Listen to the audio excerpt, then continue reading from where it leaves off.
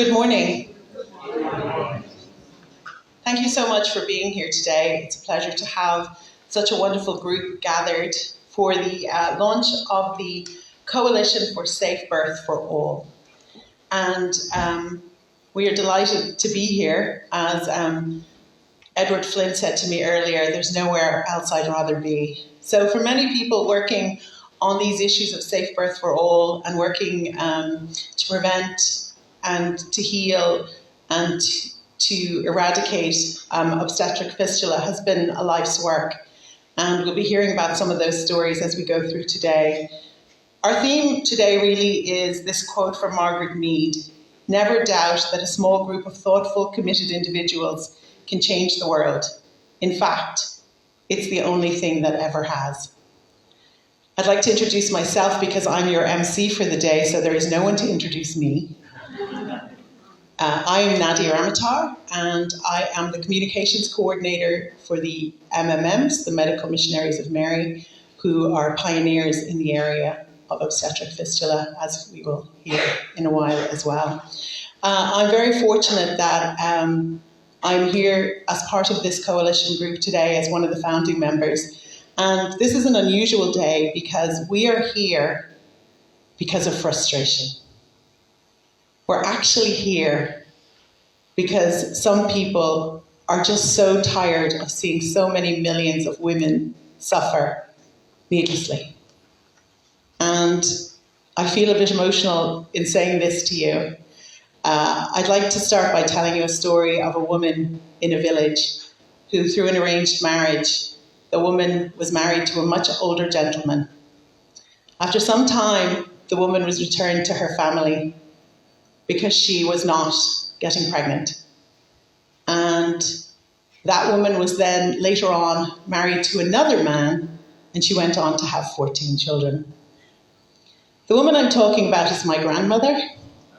And the part of the story that I didn't know when I was a young girl was that my grandmother in Trinidad was married at 13. And as we know, one of the issues with obstetric fistula is that many young women around the world are married at very early ages and do not get an opportunity to have an education. But unfortunately, for many, it can be the end of their life. I have another little quick story for you about a woman who was giving birth during a hurricane. And the hospitals were closed and the roads were closed and everyone was evacuated, except the maternity ward and the A&E were left open. After 20 hours of natural labour, she had to have an emergency C-section. Now that story is mine. And I was very fortunate that I lived in a country where the hospital was able to stay open through generators, and I was fortunate that I was able to have an emergency C-section because I obviously would not have made it otherwise had I been in that hurricane in another part of the world. So one of the things I often say is that injustice comes when your geography is your destiny. So we would like to start our program today with a short video that will help us really see the important people that we're talking about today, who are the girls and women who have suffered, some for 50 years, with obstetric fistula. And of course, there are those women and girls who have no voices because they didn't make it. So this is a short film entitled Fistula, appropriately enough, and it was made by Yoke Productions from Dublin to raise awareness, reduce stigma about fistula, and to highlight the devastating impact fistula has on women who live with this condition. The goal of this film is to enhance public, national, and international awareness, raising the priority of women's reproductive health for low-resource countries, expanding access to emergency obstetric and surgical services, and supporting holistic and high-quality obstetric fistula care for all who need it. Through awareness raising, the film seeks to decrease the stigma imposed on women living with fistula. Fistula was filmed in Uganda at the Terrawode Women's Community Hospital and nearby villages with funding support from the Maternal Health Fund, University of Minnesota, the Center for Global Health and Social Responsibility, and the Global Women's Initiative. The film was directed by Dervla Glynn and produced by Paddy Daly, who send their regrets that they cannot be here today. But we're going to take a look at this important film now. It's very short.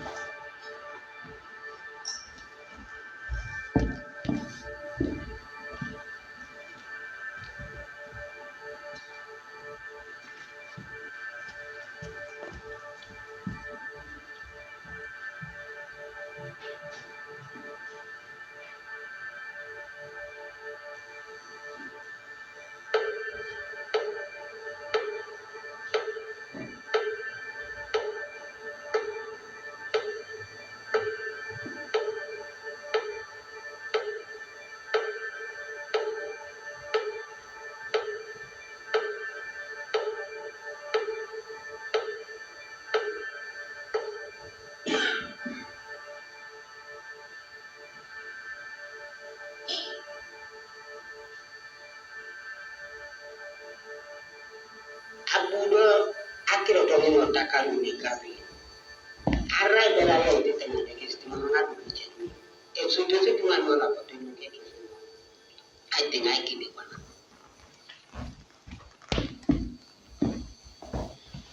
Agita ki mugure kere. Mako bweni kutoyo. Akono ni tuda mweni mbo. Ya bweni ki kede tona.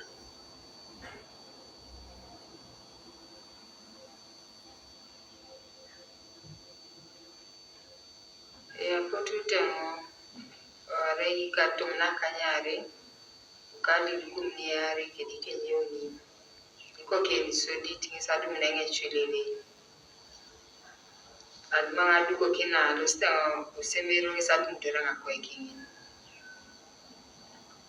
atukoto ashemengo siniatere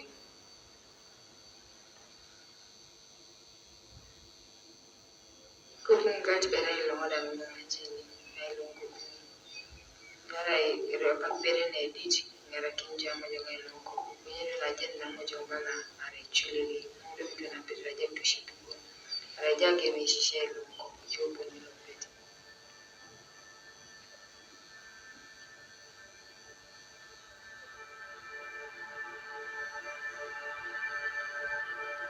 The women are treated like social outcasts in society. The women themselves feel like they are responsible for the suffering they experience because of obstetric fistula. Fistula is more than a health issue. It's a human rights issue. It's an issue of gender inequality. It's a social injustice issues. Ayanga potayanga songa ruang itu libarati iko kibe abaita mana police na bonga dulu. Da jamu kira kebera sabela akawa jega daya na ramina along that bido imami bachwa neti ngata neti manga mitika attitude neta konya ya ngaro na tunga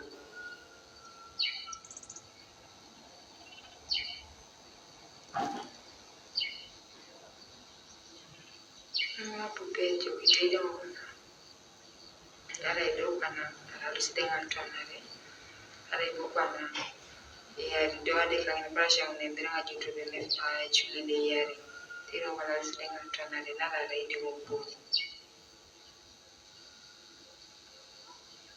aya bada na kaisa wa ilo tajo ko pana kapete pana doma ai boijo lo yayo akipi na bukuni bana amuni na mudisuna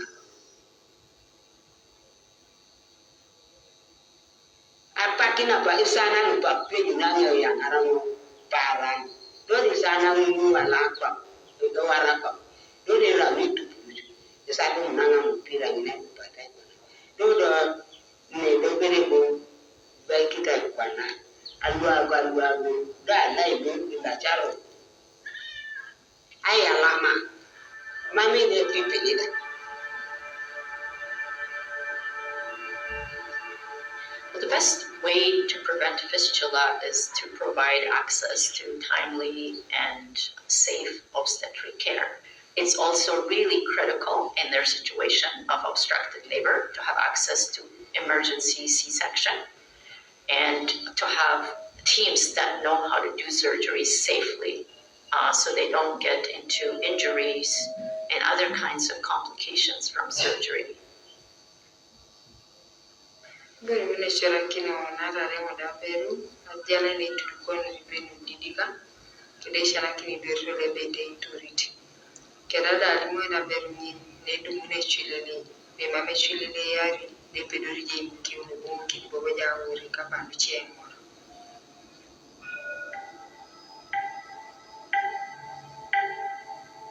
Kutu jabaka ngara makit. Jula nesa kiro ay alama ka ajaw tunga. Ama musa chono tui.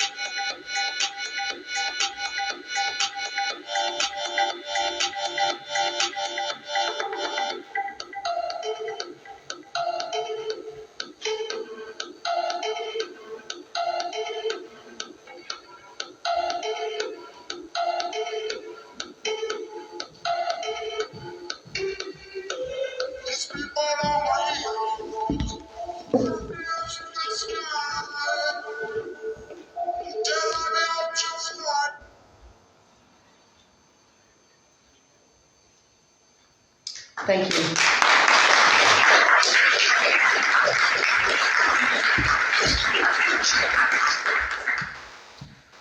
We're very fortunate that that powerful little film is available to any of us. So if any of you would like to see that yourself, where you could actually read all the subtitles, or if you would like to see it again, please just feel free to contact Tony or to contact me and we will get that for you. And we also have it available on our social media on SafeBirth4All. So I want to thank all the leaders in the room today, especially Mrs. Sabina Higgins for being with us today, who we will hear from in a few minutes. So thank you for being here. And also so many other leaders that are with us today. One in particular made this possible for us to be here. Oh, goodness. Yeah, just see if we can. Thank you. Okay, so I think I can project, so you should all be okay. Sister Sheila, can you hear me in the back? Yeah, okay, great. All those years of elocution have really paid off so well. So thank you to a great Irish education. The next leader that I'm going to introduce is the CEO of the Mission to End Leprosy, Mr. Ken Gibson. The Mission to End Leprosy is a global network of organizations with a big, ambitious plan to rid the world of leprosy, the oldest known communicable disease. Ken's work requires much travel across Africa, Asia, Europe, and North America.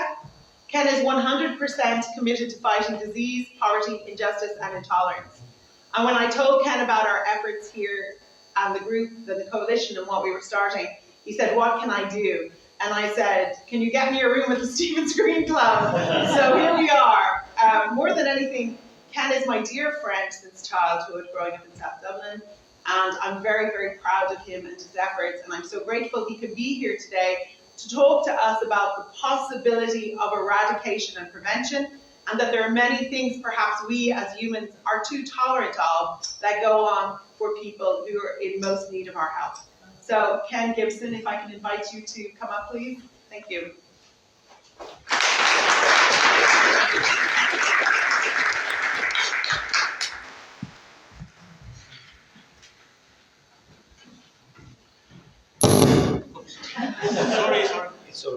fresh food. Let me tell you a story.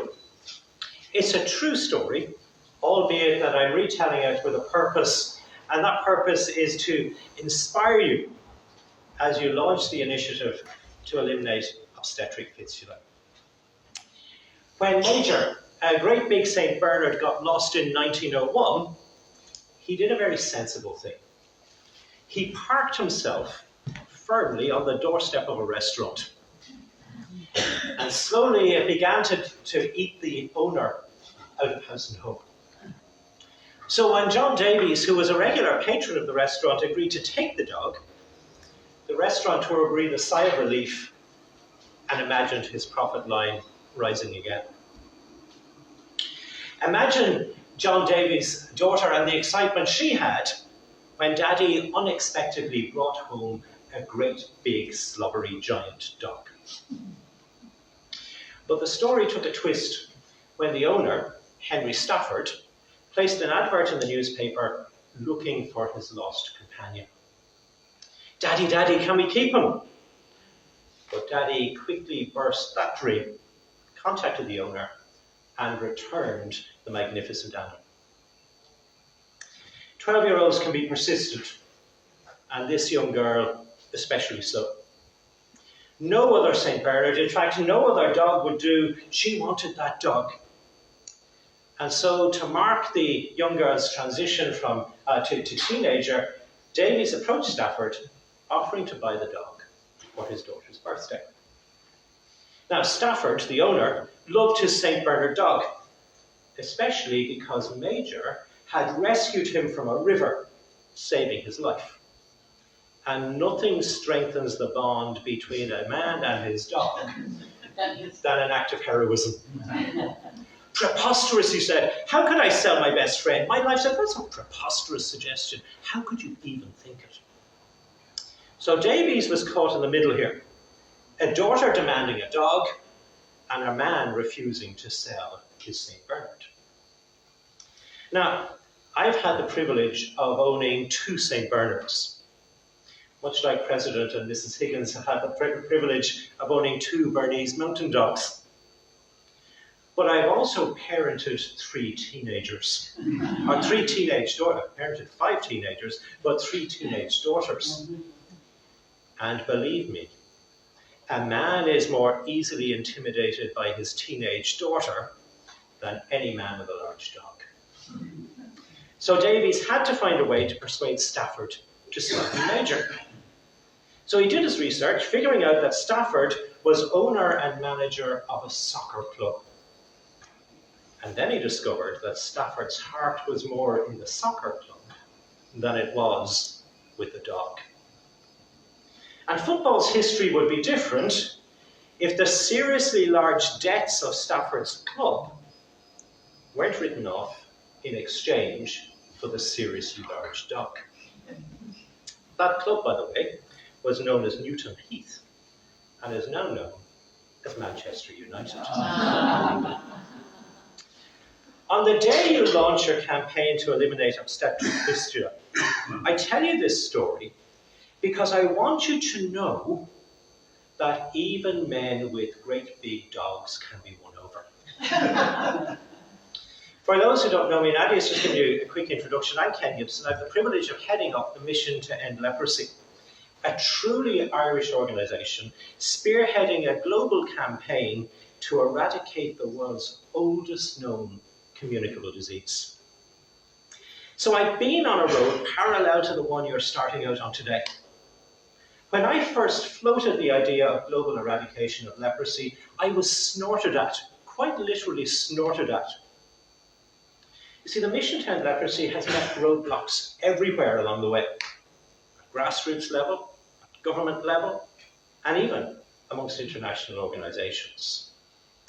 Think vested interest, politics, control, and ego. Sometimes even untruths, held with admirable passion and sincerity, but untrue nevertheless. And you're going to meet all of those roadblocks along the way. Spoiler alert. Despite the roadblocks, we have launched the global campaign to eradicate leprosy with the first pilot project launched in India last month.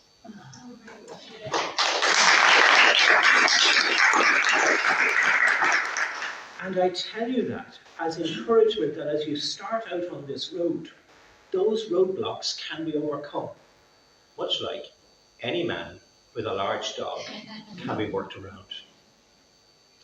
You can argue that success of any eradication program is attributable to a number of primary things, perhaps passionate vision, clear evidence and strategy, and strong leadership and management. All of those are essential, but let me suggest that the single most important contribution to your program is this: to help people with big dogs to see what's in it for them. You're going to meet people who erect roadblocks everywhere. People who say it's too costly, as though a safe birth should ever have a price tag. People who say, oh, but these women are in hard-to-reach places, as though justice and compassion should end at the edge of the city. People who worry about the sustainability of their organisation, as though the organisation should ever be more important than the people it serves. I've met them all, and I've met more. And in each encounter, I've had to ask myself, what's their dog? What's their ambition, and how can we help them achieve that so that they'll step out of the way? It's going to call for diplomacy. It's going to call for political sense. It's going to call for strong nerve. But you can do it. It works. I've used it. It'll take patience and time. But as they say on the Indian subcontinent, the way to eat an elephant is one slice at a time. Or as the African sisters amongst us will have heard it expressed in a different way, slowly, slowly, the egg will walk. It's been my pleasure to sponsor today's event. It's my way of saying I stand with you. I wish you every success. When someone blocks your path, fire me an email, ken@kengibson.org. Reach out for advice, and I'll steer you through it. Perhaps, given the nature and location of your work, I'll leave you with one quote from another continent. Someone forced to share a cave with a ferocious lion learns how to stroke fur in the right direction. Now, go stroke fur.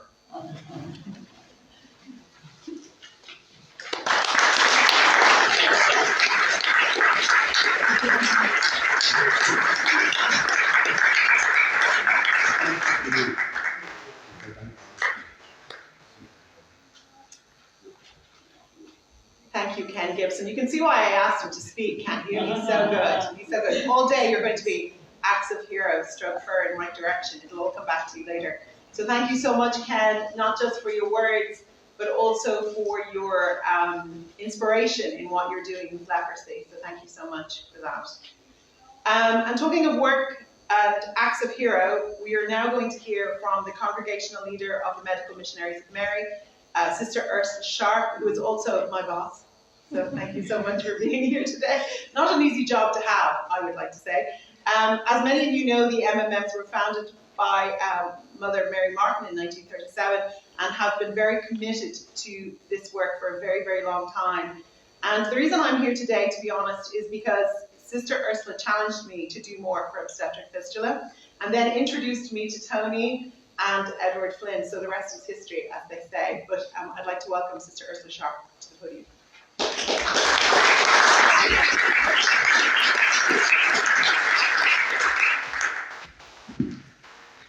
Sounds like I came in through the back door for this. I'd like to say good morning to Mrs. Higgins and to my companions on the journey.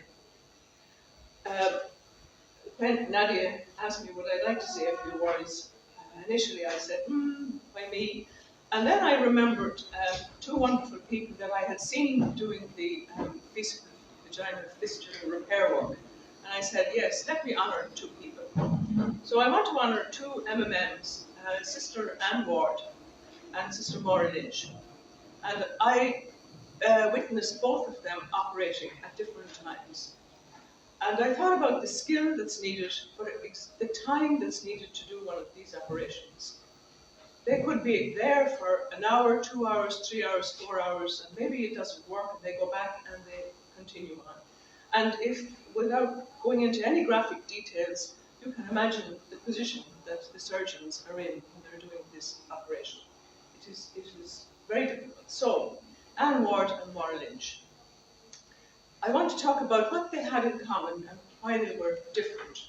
Sometimes we see all these beautiful films, but we forget about the people that are actually at literally the cold face. So Anne Ward was a Donegal woman, and Maura Lynch was from Cork. They were both joined the Medical Missionaries of Mary out of school, and they both studied medicine in UCD. Anne was a bit older than Maura. Anne went on to study obstetrics and gynecology, and Maura did surgery. Maura wanted her main idea was to do maternity care, but because she felt if she trained as a surgeon, she would also be able to do some maternity work, and that's exactly what she did. They were both missioned to Africa after their studies. Anne went to eastern Nigeria, and Maura went to Angola. Maura was in Angola through the Angolan Civil War. Sometimes our hospital in Chulu was under the South Africans, sometimes it was under the Cubans, as both sides in the Civil War fought each other. After that, Maura was missioned to Uganda, which is where I met her. Now, their personalities, well, any of you who knew Anne and Maura, you would have known that they didn't suffer fools easily. They were women with great passions, but they were very, very particular. But they both had a great sense of fun, and they had great energy. For instance, where I met Anne initially was in Donegal, where she spent her holidays every 2 years playing golf and swimming. And Maura, as I said, I lived with. But both of these women had a very, very clear vision of what they were about. They saw the women's situation with the women having these fistulas as being most unjust. And also both women had a very great faith. Anne is quoted as saying, "Medicine cures, but God heals." Anne had a chapel built beside her BVF hospital in Nigeria, in Itam, and Maura built her BVF centre beside the chapel at Togo Hospital in Uganda. Compassion was something that held both these women together. Maura herself had wanted to be a nurse rather than a doctor, and she was a wonderful nurse, which I experienced on a few occasions in Uganda. But Anne was quoted as saying, "The arch enemy of compassion is pity. Pity puts distance between you and the person you are pitying. Compassion puts the two of you on the same level, enables you to work together, to change the situation, or at least to make it bearable." So compassion was a key word for both of these women. And it was while Anne was working in Anoa, which is a very big hospital that MMM were running in Nigeria, that she encountered women coming in leaking urine, and she began to try to help them. She developed a simplified surgical approach to fistula and coupled it with intensive pre-op and post-op care. Now I'm going back 40, 50 years, when the only hospital that was doing this at the time was the hospital that you have seen in Ethiopia. Maura came to this work by a very different route. She was a brilliant surgeon, and she was at her best when she was in theatre with the most gruesome cases at all hours of the day and night. However, she suddenly developed a detached retina and went blind in one eye, so that put an end to her surgery. And she came home to see what could be done, and when she came back, she was quite despondent, because even to put this glass onto a saucer, she couldn't do it. So it took her a long time to come to terms with the fact that she couldn't do surgery anymore.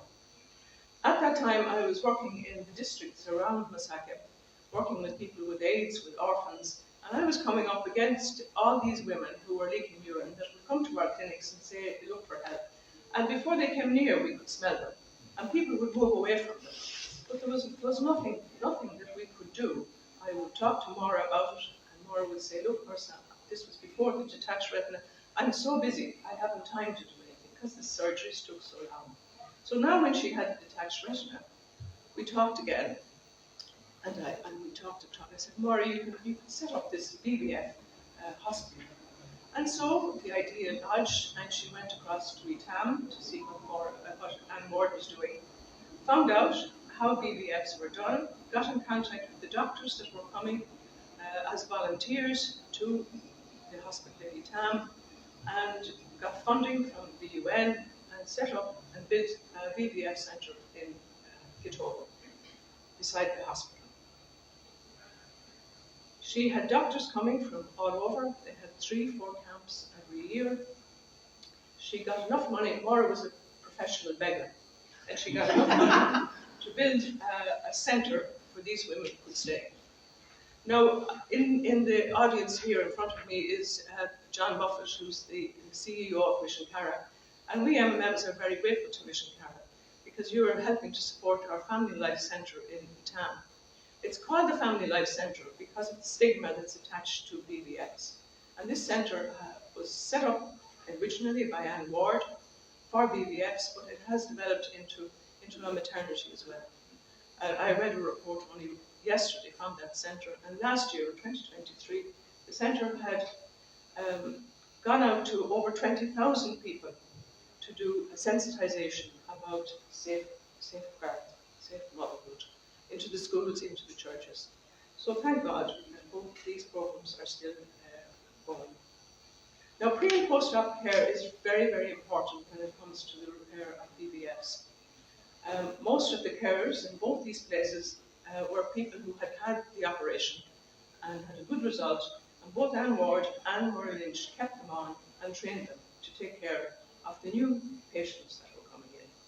Rehabilitation, also very, very important, because you have to know that most of these women who have been leaking urine, as you saw in the video, had been ostracized from their families, ostracized from society. And I know myself what it's like to be at Mass with somebody that has a BVF in front of you, and you have to really call on all the faith you have to sit through Mass because of the smell and the sight of it. So rehabilitation was very important, that when they were cured, when they were dry, as it said, that they could go back into their homes, and that the people would believe that they actually were cured.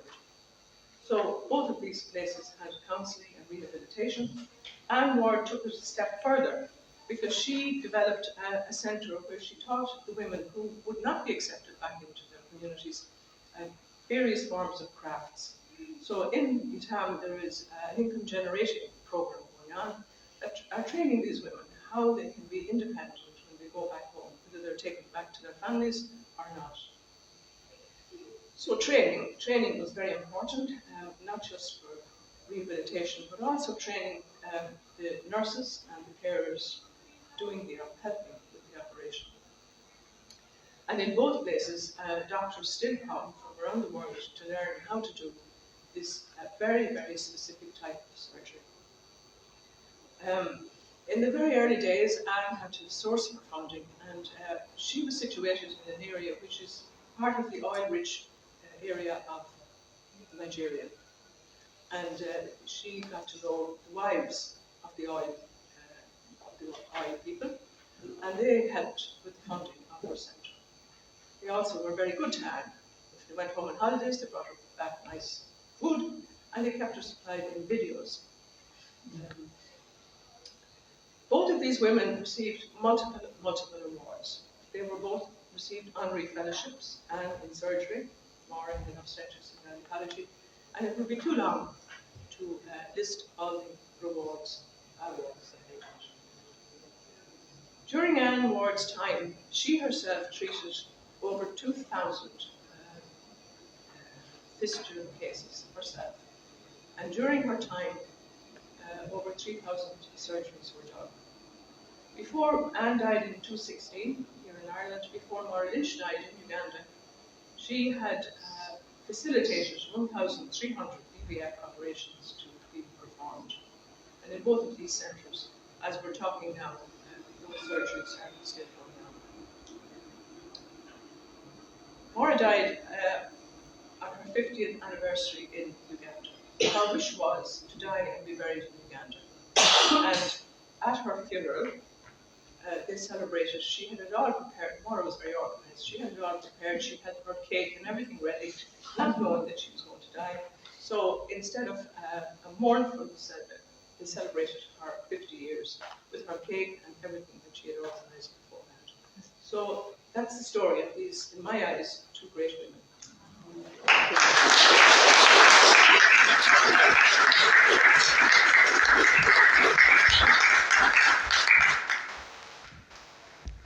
Thank you so much, Sister Ursula. That was really amazing to hear that, those accounts of those incredible women, and amazing what they accomplished so many years ago, and really an inspiration for us as we go forward. So thank you very much for that. There's a wonderful proverb, seems to be quite a few going around today, but it's, if you want to go fast, go alone. If you want to go far, go together. So it has been my privilege to go together with Tony Pike, an amazing woman, those of many of you in the room know, and thank you also to Ger for Amrai and the leadership there and the support of this issue. Tony Pike, PhD, is the Justice, Peace and Ecology Coordinator with the Association of Leaders of Missionary and Religious Life of Ireland, most commonly known as Amrai. She has lived and worked in the US, Nigeria, South Africa, Uganda, Zambia and Ireland on issues related to international development, and has lectured at Maynooth University and the University of South Africa. And I invite Tony now to speak with you.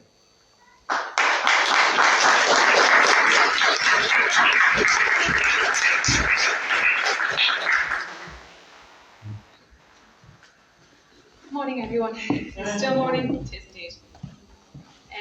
Huge thanks to you all for taking the time out to be here to support the launch of a campaign that is aimed at amplifying the voices and the realities of women and girls across the world who experience the trauma of obstetric fistula.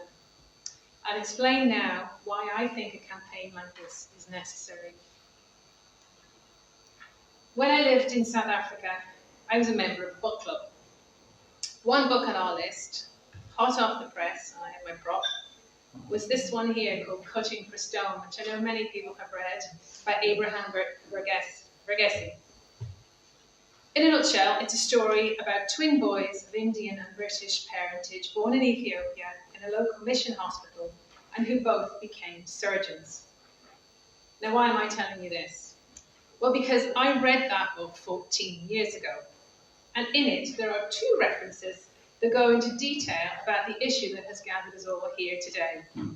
I'm going to read to you an edited version of those sections to give you a sense of what I read, and then explain why I've done this. I must warn you, however, that this is not for the faint-hearted, but then neither is obstetric fistula. So on page 228, late one morning, a frail, barefoot girl, no older than 12, came stiff-legged up the hill. Prematurely stooped like an old woman, she leaned heavily on the giant of her father. He could have taken the hill in 20 strides. Instead, he took small steps to accommodate hers. They crept forward like snails, while other visitors sped up when they neared these two. And when they reached us, I understood why. An unspeakable scent of decay, putrefaction, and something else for which the words remained to be invented reached our nostrils. I saw no point in holding my breath or pinching my nose, because the foulness invaded instantly, colouring our insides like a drop of India ink in a cup of water. And worse than the odour was to see in her face the knowledge of how it repulsed and revolted others. No wonder she had fallen out of habit of looking at human faces. The world was lost to her, and she to it. Now that excerpt gives you a sensory expression of the wider experience of and stigma of obstetric fistula. It's not until 118 pages later, when the twins grow up and become surgeons, that we find out the reality of this woman's trauma. The little girl who we'd seen when we were young children had been operated on 3 times. The repair broke down the first 2 times, the last one held, and we had Hema's word, Hema was the gynecologist, that she was cured and left happy. The mental scars, though, would never heal. In all likelihood, perhaps before she was a teen, the girl was married off to a man who could have been as old as her father. The painful consummation of her marriage would have terrified her. She may even have been too young to connect this act with becoming pregnant. But soon she was swollen with child. When labour began, the baby's head jammed against her pelvic bones, the pelvic inlet already narrowed by rickets.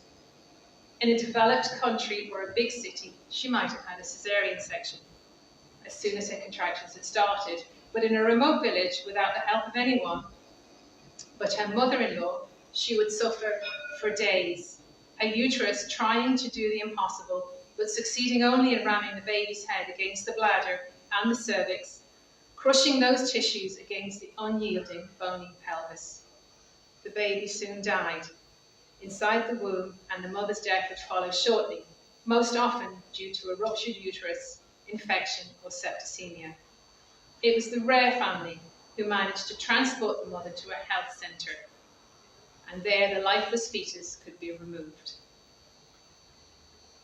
During her convalescence from that dreadful labour, the dead and gangrenous tissues inside her birth passage eventually sloughed off, leaving her with a jagged hole between bladder and vagina, the bladder now constantly leaking down her legs. She was never dry, her clothes were always soaked, and she dribbled all day. The bladder and its urine quickly became infected and foul-smelling, and this must have been where her husband cast her off. And just a note here also that the book talks about obstetric fistula between bladder, yet a fistula could also occur between a woman's birth canal and her rectum, or both, resulting in the unrelentless leaking of feces. So now, I read this book 14 years ago, and we discussed it at the book club. Yet, when I was recently asked whether obstetric fistula was what was described in the book, I only remembered about one of the characters' experience of female circumcision. I had no recollection about one of the main characters' specialisation as a fistula repair surgeon. It even went into detail about the inventions of the Sims vaginal speculum by James Marion Sims in the 1800s. The main character was even named after him. But this wasn't the first time I had come across obstetric fistula.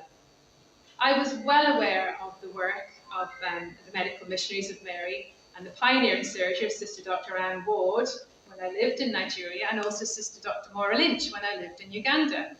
I knew about fistula repair camps when I lived in Zambia, and when surgeons would come and visit from overseas to carry out repairs. So why has it taken me almost 3 decades for the reality of the trauma of the experience of obstetric fistula to sink in? Well, I think firstly, it's because of the nature of the injury. Perhaps this reality is too brutal to digest, and there is never an easy way to describe what obstetric fistula is without the need of some graphic description. And perhaps also because I'm a social scientist and this is a medical issue, so there's really very little I can do. The injury concerns cultural, socioeconomic, and political spheres. Most of the women are poor, live in rural areas, have little or no access to appropriate maternal health care, live within the confines of patriarchal societies, where, as young women without social standing, they have limited capacity to negotiate their existence. They are dependent on their family and their elders, and the traditional structures that dictate their reality. They are in many ways unseen and unheard, so really out of our daily radar. It wasn't until I understood that the experience of obstetric fistula is a human rights issue and an issue of human dignity, and that women can only be fully cured when it's understood to be an interconnecting issue. In January this year, Edward, Erina, who's a midwife working in the UK, and myself, had the privilege of visiting Angola. And some of the scenes that you're seeing here are from that visit. We were in contact with a local organisation called Vitoka, which means Rise Up in Mbundu, one of the local languages. And during our visit, Vitoka were organising a fistula campaign, where doctors from around the country, experienced in fistula repair surgery, undertake as many surgeries as possible over a 5-day period. During this campaign, 99 women were registered for surgery. Some of these women had re-registered for surgeries that were previously unsuccessful. We met one woman there who was there for her 10th surgery. Working around the clock, the doctors and nurses were able to conduct 87 repair surgery. So that left 12 very disappointed women. Some of the surgeries were too complex to be carried out during the camp and were referred for a visiting surgeon, Dr. Michael Breen, who's currently based in Madagascar, who would come to the next campaign. Vitoka tried to organise about 4 of these campaigns each year, which is a mammoth task when you have an estimated 20,000 women living with fistula throughout Angola and some 1,500 cases every year. The average number of years that each woman would live with an obstetric fistula is 12.2 years. We visited mission hospitals, who throughout the country support maternal care, offer obstetric fistula repair, and train future surgeons. In Angola, those completing medical school have had very little, if any, clinical experience during their studies. Many nurses qualify with just a high school diploma, and most birth deliveries in rural areas are carried out by aunties, mother-in-laws, or traditional birth attendants. But there are few hospitals, and most of those are far from village life anyway. They are mostly unaffordable and some untrustworthy. There is a cost to each hospital or clinic to perform a caesarean section and then the aftercare. However, this is still cheaper than performing an obstetric fistula repair, where the going rate at the moment is around $600 per surgery. So prevention really is better than the cure. Erin and I also experienced the trauma of a fistula repair surgery in the operating room, and as luck would not have it, it was a difficult repair surgery, which lasted nearly 2 hours. And during that time in the OR, all I could think about was what pain relief they would give the woman once the local anaesthetic wore off. I knew it was going to hurt, and I promised myself that I would try to ensure that young women like her did not need to suffer this way. So I'm going to end now, you'll be very happy to hear, bringing you back to the lady in the video, who informs us that she lived with fistula for 50 years. That's almost my entire life. Just let that sink in for a moment. Think about the life that this woman endured for half a century. Her experience was so traumatic that she tells us living with fistula was worse than life itself, and she considered ending that life. So here we are today, needing to amplify the voices of the women we met, those we may never meet, who have suffered and do not need to suffer the trauma and indignity of living with obstetric fistula. The injury is preventable. Thank you for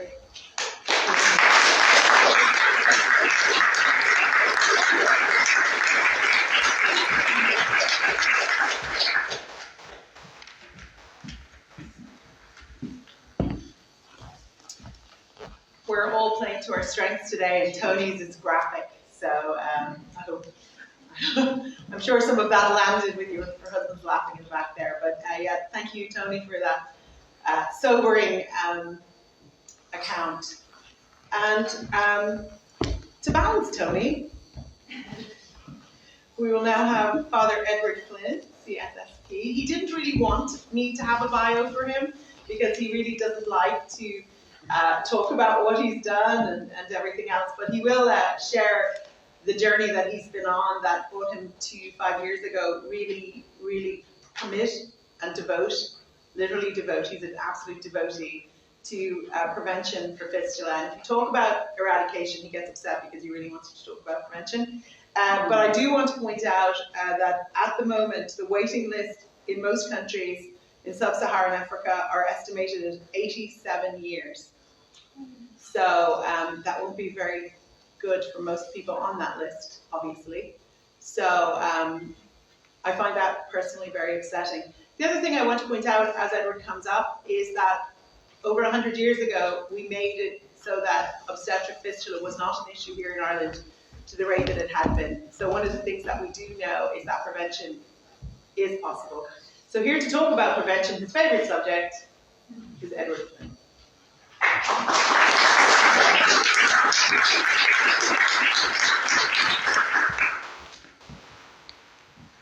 Thanks, Nadia, and thanks to all of you, especially Mrs. Higgins, for your presence here this morning. Heartwarming and fistula are two concepts that don't usually go together. But for me this morning, it is heartwarming to see your response to our invitation to be part of our campaign to prevent obstetric fistula. Now, I have a text, so don't be afraid.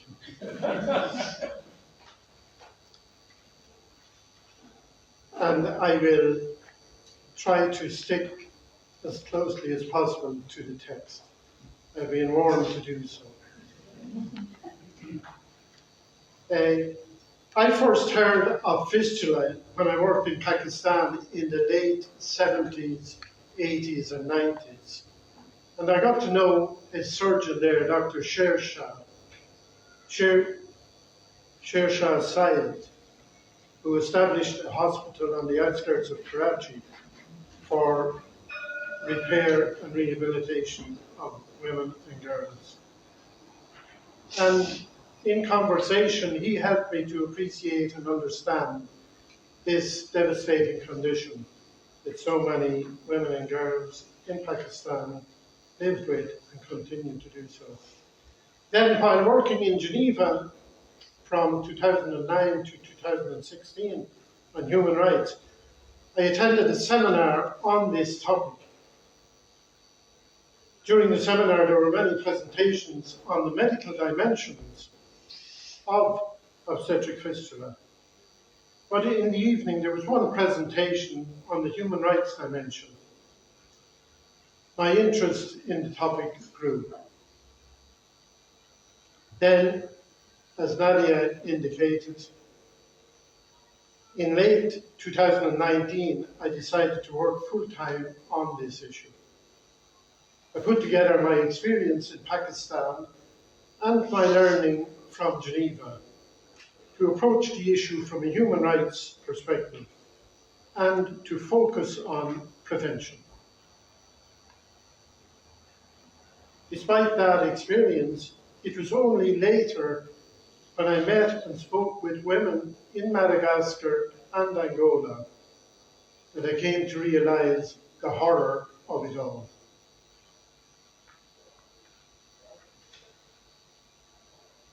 In 2015, all member states of the United Nations, including Ireland, adopted the 17 Sustainable Development Goals. These goals are part of the 2030 Agenda for Sustainable Development. The Sustainable Development Goals are the UN blueprint for a better and more sustainable future for all of us. They address some of the global challenges we face. Many of the goals outlined in the Sustainable Development Agenda are very relevant to the situation of women and girls living with or at risk of developing obstetric fistula. Goal 1 is related to extreme poverty, which is very relevant, and Goal 3 is about healthcare. And we have heard how important access to emergency obstetric care is for prevention. A key message of the Sustainable Development Goals has been to leave no one behind. A very laudable aspiration indeed, but also a very challenging one.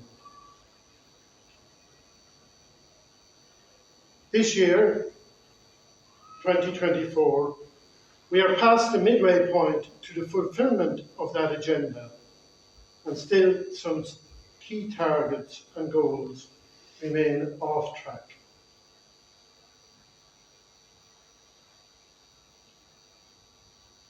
There are many women and girls in 55 countries across the globe living on the economic and social margins of society that are being left behind. And we would include among those women living with and at risk of obstetric fistula. This is the reality. We have seen this firsthand from our visits to villages and hospitals, during our visits to Madagascar and Angola. The estimates for the number of women and girls living with obstetric fistula vary from approximately 700,000 to 2 to 3 million. And clearly, one of the challenges facing us is acquiring accurate data on this devastating and frustrating condition. This is compounded as many women and girls living with or at risk of fistula live in remote and rural locations. As you have heard from previous speakers, over several decades, Irish doctors and surgeons have made a very significant contribution towards the healing and rehabilitation of women and girls who have suffered with this devastating condition. And I would remember especially Dr. Michael Breen, who I visited in Tomasina in Madagascar a little over a year and a half ago, who continues to do Trojan work in many countries in Africa. He will soon visit Angola, where we visited, for the more difficult surgical repair operations.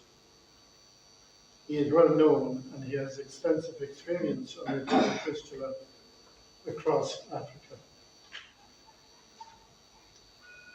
Launching a campaign at this point in time, we believe, will re-energize our collective efforts, bring an end to obstetric fistula. In many parts of our world, fistula has been eliminated through repair and prevention. Everywhere we hear and read that this is a preventable condition.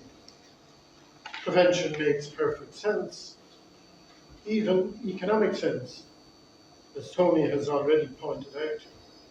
Rough estimates indicate that a repair operation costs approximately €600, and a caesarean operation costs about €300. While the emphasis of our campaign is on prevention, we are not blind to the absolute necessity for repair operations, and we support and encourage this work where possible. However, in the first instance, women do not need to suffer.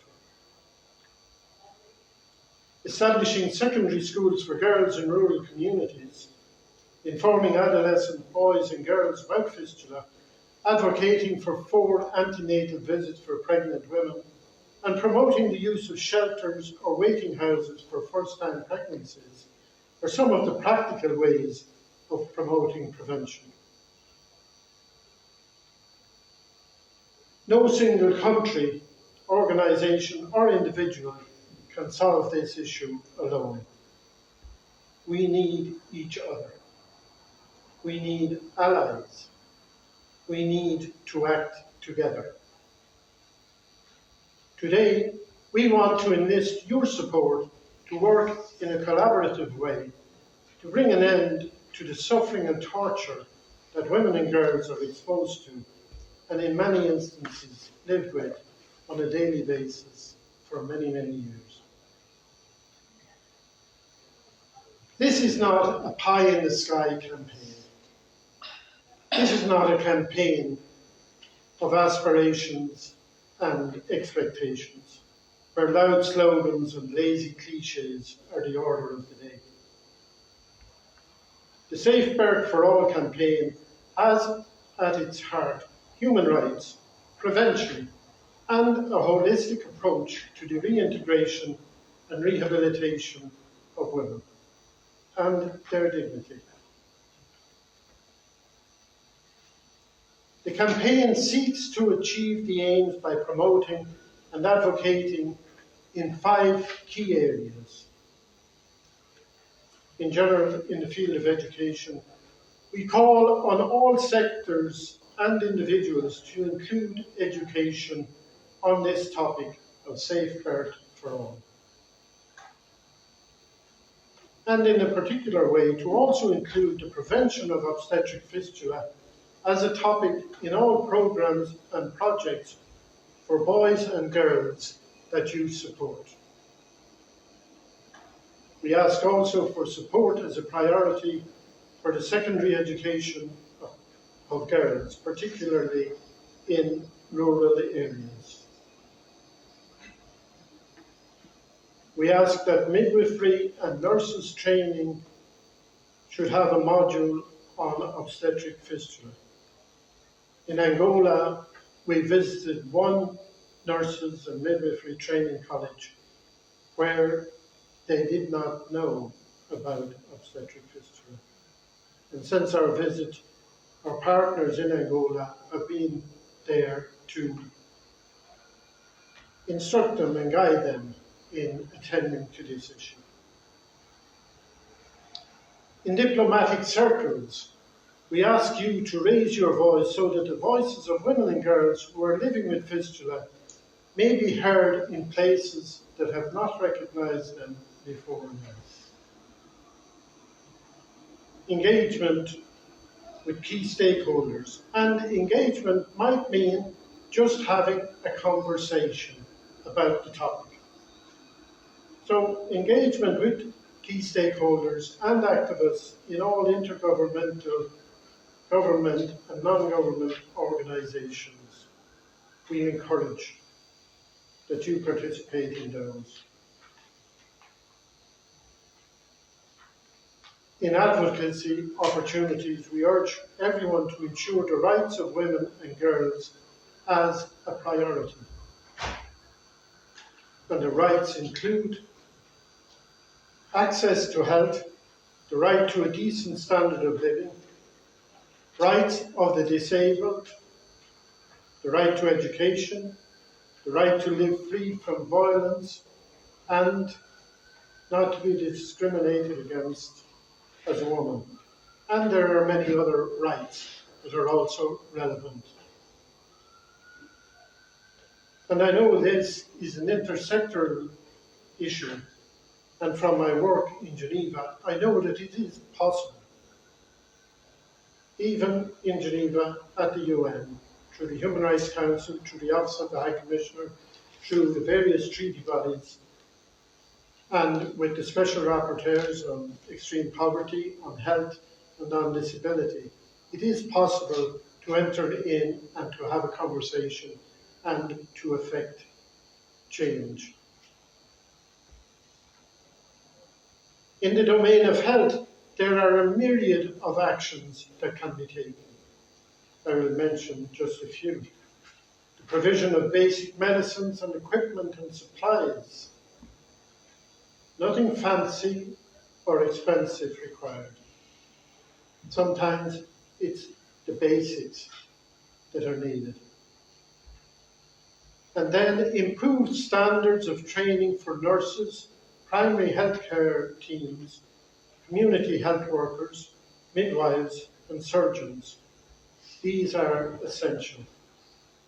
Sometimes the standards we have seen in places in different countries have not been up to the required standard. The reality is that about 50% of all deliveries in impacted countries are home deliveries attended to by traditional birth attendants, who are generally experienced elders in the community. A key part of the health training programs must include this cohort of women. And finally, communications is another area in which we intend focusing on. We need to give consideration to the ways health training information is imparted at community level. Storytelling, dramas, visuals, community liaison workers, radio, and the use of all these areas, these media, are most appropriate here in the context of rural communities. Through a variety of mass and social media outlets and through your individual networks, you can amplify the voices and reality of women and girls who are impacted or live with or at risk of living with fistula. And the message is simple. This condition is preventable. As has been indicated to you, you will be able to share the video that was shown, and hopefully there will be a recording of this event, which you can also use for advocacy purposes. More information will be available for those who have requested it, either from myself, Tony, or Nadia. Finally, by making prevention a priority, together we can make a difference.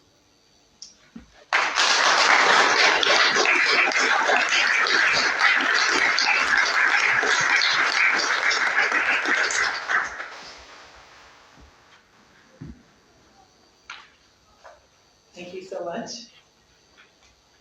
We want to acknowledge that the 23rd of May is International Obstetric Fistula Awareness Day. Very catchy title.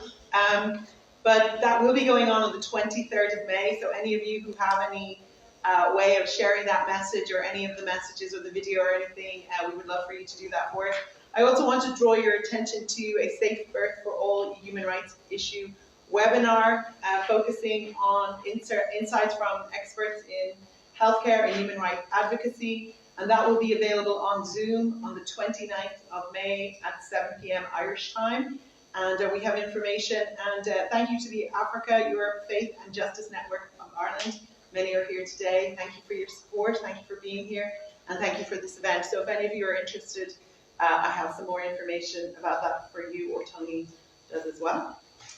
So it is absolutely such an honour to have Mrs. Sabina Coyne-Higgins with us today. She was born in Clonraine on the Galway-Mayo border and went to school in County Mayo. She was the sixth of 7 children of John and Mary Coyne. Sabina moved to Dublin, where she worked in the Land Commission. She studied speech and stagecraft at the Brendan Smith Academy, where Deirdre O'Connell came from the Actors Studio in New York and founded the Dublin Stanislavski Studio Drama School in 1963. Sabina was one of her first students, and she was later Deirdre's bridesmaid when Deirdre married Luke Kelly of the Dubliners.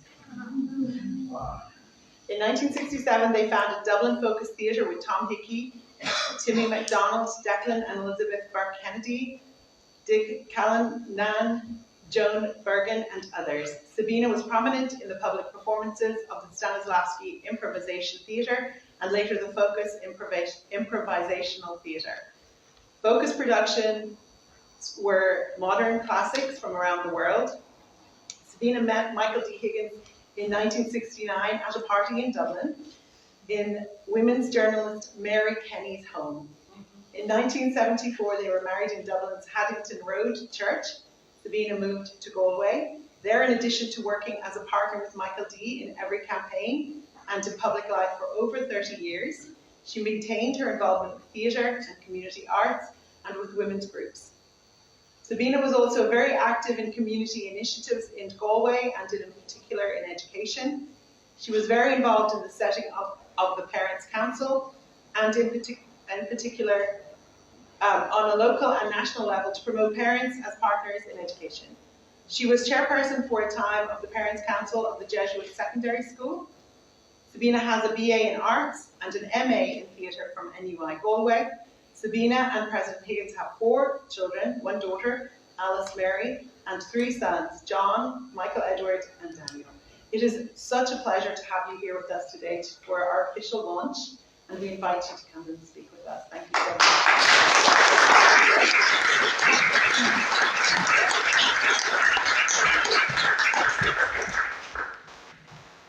Thank you very much. It's a privilege indeed to be and an honour to have been asked by Edward Flynn to be here with you today, to be present at the launch of this so important campaign. And I would think there would be very little known about what obstetric fistula is in Ireland, because I know we had the same thing just a few years ago on female genital mutilation, and really made very good progress in getting known what it was, what it was. And I think the same probably has to happen with this, of people actually knowing what it is. And I mean, there's no point out all the things that has been said here. You've really covered completely the whole area. So I'm really just here to launch it. But I was delighted the way that Edward joined it with the Sustainable Development Goals. I've been very committed to those since 2016 when they started, and I call them the 17 Commandments when I was speaking any place for our time, which I think they are abiding on us really to implement them and to reach the goals of 2030, 2050. And unfortunately, with the whole deterioration in the geopolitical situation in the world, and things have gone so bad, there's been a real drawing away from the importance of those goals of zero hunger and zero poverty. And 5 of them have to do with the empowerment of women, the emancipation of women. And there are other things happening in all departments in each government, and they're bound under the United Nations thing. You know, every September, the United Nations come to New York and they concentrate on one particular one of what the progress has been made in the countries. But unfortunately, because of this dreadful deterioration and war, particularly the one in Ukraine, that it kind of suddenly took the attention away from what was happening in the Horn of Africa and all of the famine things, and on these issues. So, and of course, Sudan and all the other places where, so really, I don't know, but I just think I love to think that your organization is justice, peace, and ecology. That I think for peace and the planet, the 17 sustainable goals, but I can't see the things happening. I can't see the planet being saved without peace being brought. And the idea, I mean, it's, to me, I don't know why I should be maybe including saying this, but I think the time for war or being such a thing as a just war. There is no such thing as a just war. Not now with communications and with everything, and of there being the implements there from the United Nations. That's why they were founded as the United Nations, and that was one of its founding things of its charter, that they would intervene and things would not come to a war, that there would be intervention. And if there was a conflict, that they would, as soon as possible, they would be in. Now that is being ignored at the moment. We're just seeing them striding across the things, seeing rushing in to provide the armaments. 2.4 trillion is being spent on armaments. There's none of those problems in the world that would not be solved. They wouldn't be there if the armaments industry and the militarization of the world is pulling back all of the ambitions of the 17 Sustainable Development Goals, and really, it was so good a relief in the Gaza time that people felt free to come out and talk and speak in public about peace, and that there was a dampening down that nobody was able to open their mouth in Ukraine about peace or negotiation or anything. And really, that is the way there has to be for Gaza and for everywhere. So I feel that all these issues, particularly for women, is that obviously these things are so preventable and it's so possible, and that really, I think that we can all do what we can. I know that our daughter Alice Mary's in the Senate, and she's very involved with women, internationally. She's really good. That I think we can use, and like Michael is very committed to those low and middle income groups and to Africa, and this has been a main part of this, the empowerment of women and the security and all of these. So I certainly, it was with me when we visited the Fistula Hospital with her Catherine Hamlin and her husband Reginald. When they came there in 1959 to Ethiopia, they had never heard of a fistula. And they came as obstetricians, and suddenly they were confronted with this. So they pioneered there a way of closing the hole, and it became a major training centre, and we visited it. Really, we had a great reach, and things can happen. Just by the way, I have a sister who was, she was there for the famine, but she has the ICE was a nurse, and they were looking for volunteers, so she went over to help. They wanted an eye specialist, for this, the stretching of the blindness that causes that. So she went out, and she got involved in setting up St. Louis Hospital in Addis Ababa, and it is now 1.4 million of an outreach of doing exactly what it was said, going out into the bush and bringing in the people and giving priority to the ones that can most, the prevention ones, and then the ones where you need the surgery. And that is how it was working there as well, that she has doctors from Italy and from Spain. They come over certain times a year, and they do. Now, she's trained, and all of them can do the minor things, and like you say, the prevention things, but for the others, that they come and they do what you call the campaigns that they will do a big assembly. So I think there's an awful lot that the minds are there, say, for following through with that, with the fistula, So certainly I will, in anything that I have to do with, and with Alice Mary, because works with women internationally, and she's very, very progressive in all of those things. So she will probably be able to make that, connection. And I think here,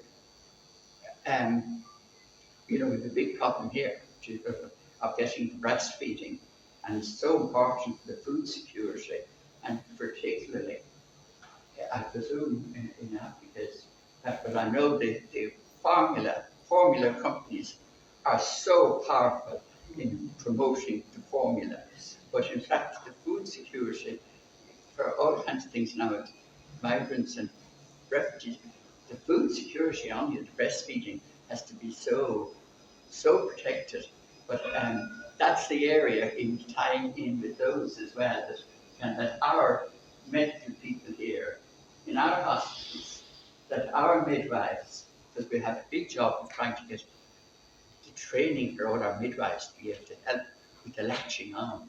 So a small percentage are breastfeeding in Ireland because there aren't, it wasn't really part of the medical profession or of the midwives thing. So it's back now into the midwives, but there aren't enough. But it's amazing, this was not part of the medical thing. So women, there was no assistance. So I think the same with this, that if we've looked now for it to be part of medical training, but I think it should be very much in the training here in our Irish hospitals and in the universities, that they have modules where they talk about, because people are going back and forth, that they have modules where they're to understand about the fistula as they do about the FGM. That they're really, I think that would be a good help. That doctors and nurses, they all know about it and what it means, and that these, films or whatever are available, that are programs. I know from my sister, there was this St. Teresa's a documentary going on, what's it, News Talk this weekend. There's a documentary on what she did in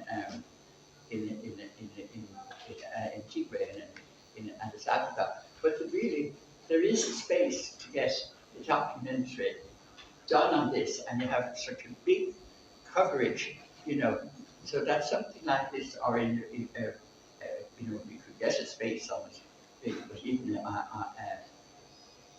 radio documentary, something that gets out. So, because so much is kind of social media and those kind of podcasts to get out and get the, so that because fundraising is going to be huge, get as you say, the money to do those and to get it recognised by the government of these special areas. So anyway, I certainly speak to Michael and to Alice Mary and to the group, the ones that I know are the women's group, to see if there's anything to be done, or just people knowing about it so that it becomes a thing, and people then they feel moved when they know about a thing that they want to. This is something that touches a chord in them, that's what the particular areas that they want to help in. So I feel very privileged because of my inadequacy in all these medical areas. I've been asked to come here to launch this, but as a woman who is very committed to women around the world and to men and women. I mean, I can't stand the fact that young men are supposed to be fodder, to be just gone out and killed, and it doesn't matter, up to their necks in blood and bone. They don't matter, these young men. I mean, it's incredible. It's incredible that people can still think it's a justification for that. I can't believe it. I hear the thought of more and more armament, that's all, but it's not the solution. So I think that getting the understanding about those other problems which are so important, the knowledge is them out there, so that the energies are directed towards all these preventable. I mean, it's just that they're so preventable, and the techniques, everything is there. So I think certainly I wish all the best to this great initiative of launching this campaign. I think it's very, very wise, and I hope you get a lot of, coverage or help, that it moves. Things start, and as I say, as Martin Mead, he's always quoting Martin Mead, is small things they start small. So I wish you all the very best of luck in that, and the best of love to you and all of the people that you're wanting help. It was so lovely in the hospital, in the Hamlin Hospital, to see the women who had been out in the bush and places, to see them cozy and happy in their bed, and being looked after. And they were very weak and shy, they weren't being dealt with or that. But it was just so wonderful to see the redemption for them, to be there and know that they were going to have life restored to them, So all the very best to this Safe Birth for All. It's a lovely name, Safe Birth for All campaign. And thank you for inviting me.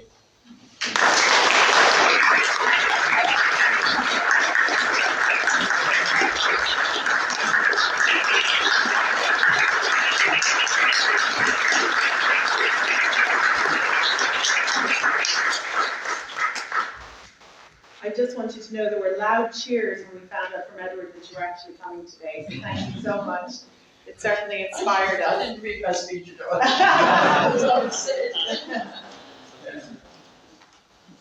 Well, thank you all so much. I just want to say that when I first read reports from women who had fistula, I literally took to my bed and pulled the covers over my head and cried because I just felt so horrified and upset and disappointed. And then I pulled myself together and said, come on now, girl, get out there and see what you can do. So for all of us, there is something that can be done. And I think that's important. And I think Ken has pointed out with leprosy, one of the world's oldest diseases, that we are now seeing that leprosy can be cured. The cure was found here in Dublin in the 80s. Go us. And now it's taken that long from the cure being found in the 80s until now to still work on this. It's really quite shocking. So we know this is preventable. And I just want to say thank you so much for giving up your morning to be here with us.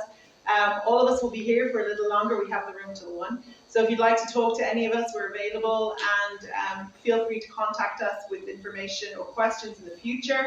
We're really hoping, based on our jingle bells there for me, never doubt that a small group of thoughtful, committed individuals can change the world. In fact, it's the only thing that ever has. So thank you so much for being here today and being a committed individual. We really appreciate it.